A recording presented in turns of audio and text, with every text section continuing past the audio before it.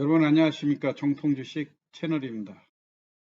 2021년 12월 20일 월요일 오늘 증시가 마감이 됐는데요. 오늘 시장에 종합주가지수가 미국의 테이퍼링이라든가 금리 인상 이런 거에 대한 금융권들의 매물이 늘어나면서 미국 시장도 지난 주말에 큰 폭으로 하락 마감한 그런 영향도 있다고 봐야 되겠죠.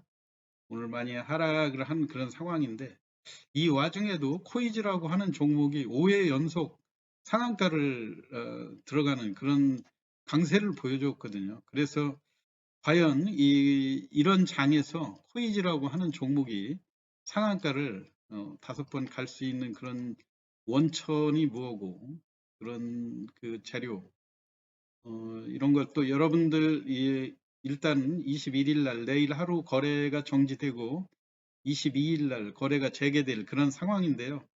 대개 이제 이렇게 급등하는 종목들을 보면 뭐 아쉬움에 그 추격 매수하고자 하는 그런 유혹들이 강하게 일어날 수가 있는데요. 구체적으로 지금까지 5번 이상 상한가 들어갔던 배경은 뭐고, 그 다음에 혹시 내일 하루 거래 정지됐다가 12월 22일 날 수요일 날 거래가 재개될 때 혹시라도 추격 매수를 하더라도 어떤 점을 유의하면서 매매에 참여를 해야 되는지 간략히 한번 알려드리도록 하겠습니다. 이 코이즈라고 하는 회사는 그 LCD 부품 쪽에 백라이트 유니트, 그거 이제 그 복합 광학 필름에 그 코팅을 해가지고 그 빛을 발사시키는 그런 기술을 갖고 있는 전문 업체죠. 근데 이제 이 회사가 지금 재무구조에서도 보면 아시겠지만 자본금이 83억 정도가 되는데요. 실적이 5년 연속 적자로 부진한 면을 보여주고 있어요. 2021년 반기에서도 약 64억의 적자를 보여줬고요. 매출액에서도 보면 해마다 한 300억 정도의 매출인데도 금년 반기에는 보면 약 80억대로 극히 부진한 그런 모습들을 보여주고 있거든요. 재무구조 자체도 자산이 240억에 부채가 163억인데 이 납입 자본이 83억인 거로 이렇게 비교를 해보면 지금 현재 회사의 내부에 유보되어 있는 돈이 거의 없이 지금 납입 자본에서 근근히 버티고 있는, 그러니까 유보율이 한 10%도 채 안 되는 그런 회사라고 볼 수 있는 거죠. 이런 측면에서 회사가 이렇게 금년에 사실 이대로 그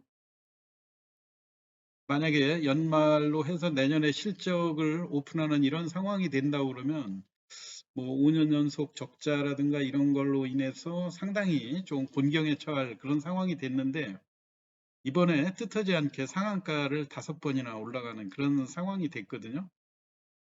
상한가로 올라가게 된 그 배경은 2020년에 이 회사가 백라이트 유니트 외에 한국과학기술원으로부터 이전받은 나노 산화제, 이게 이제 그 AL203이라고 하는 건데요. 이게 2차 전지 양극재의 첨가제, 양극재의 첨가제라고 그러면 그 2차 전지의 성능을 강하게 하고 화재를 예방하고 하는 그런 그 고도의 그 기능을 수행하는 그 말하자면 이제 비타민 같은 역할이라고 볼 수 있겠죠.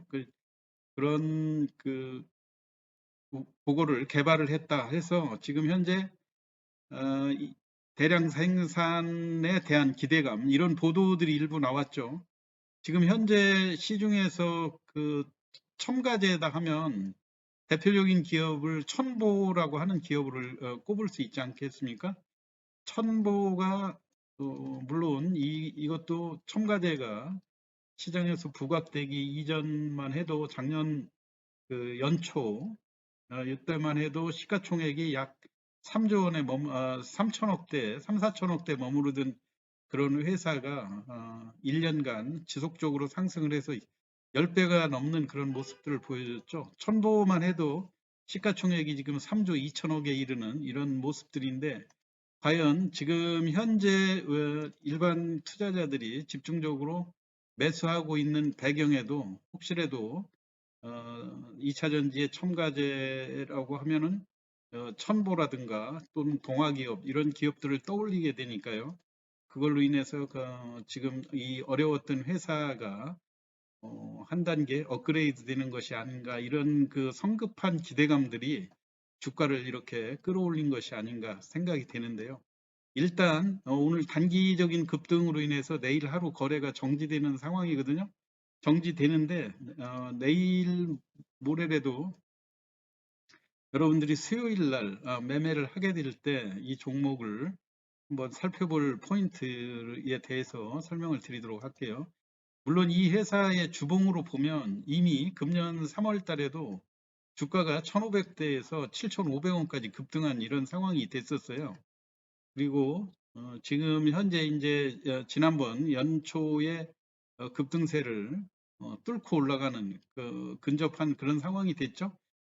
물론 이때 상승했던 거는 이게 대표이사하고 지금 민주당의 대선 후보로 돼 있는 이재명 후보하고의 그 항맥으로 시장에서 이재명 관련주로 분류가 되면서 주가가 이렇게 급등하는 모습들이 연출이 됐었는데요. 물론 이제 최근에는 대선 후보들이 리스크가 많이 부각이 되면서 주가가 장기 조정에 들어가 있는 그런 모습 아닙니까? 그리고 순수하게 지금 올라오는 것은 대선 관련하고는 관계없이 2차 전지 전액에 대한 그런 내용인데요.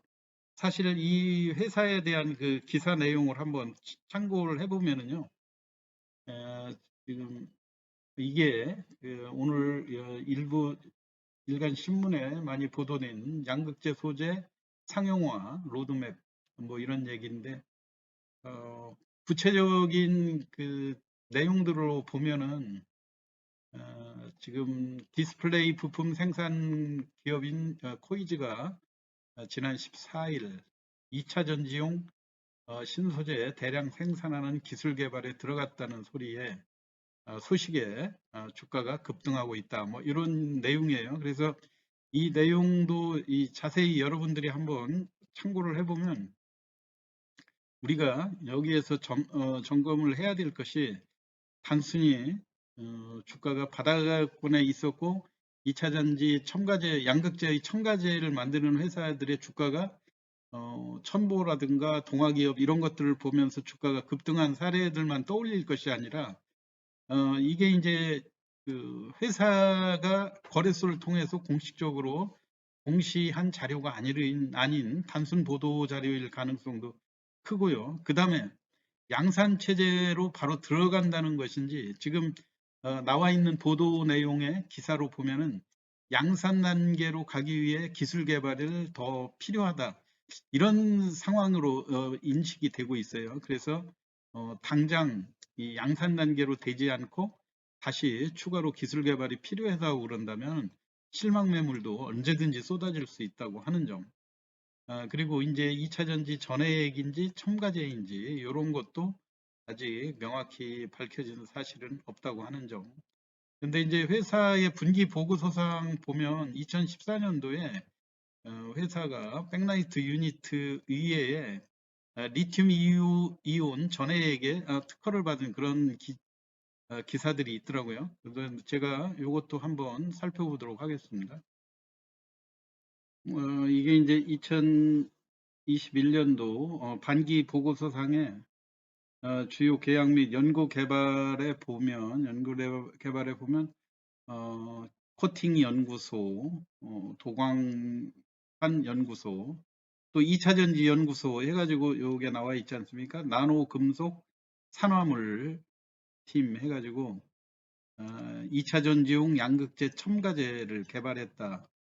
그런 내용들하고 양극재 대량 생산 공전 기술을 개발하고 있다. 이런 것들이 그 분기 보고서상에 드러나가 있다고 하는 점, 이런 걸로 볼 때는 일단 상당히 좀 신빙성이 있는 기사 내용이 아닌가 그렇게 인식을 할 수가 있을 것 같고요. 또한 그 주요 계약 및 연구 개발 실적에 보면 이미 2016년도 2차 전지 분야에서 2016년도에 기숙의 전액을 포함하는 리튬 2차 전지에 대해서 이게 그 등록이 돼 있다고 하는 점, 이런 것들을 볼 때는 2차 전지 쪽에 관련 그 기술 특허가 돼 있는 것으로 어느 정도 신빙성이 있는 것으로 생각이 되거든요. 그렇다 하더라도 이제 여러분들이 매매를 하실 때 있어서는 이미 급등한 종목이라고 하는 걸 염두에 두고 과도한 추격 매수는 좀 삼가를 해야 된다, 이런 얘기고요.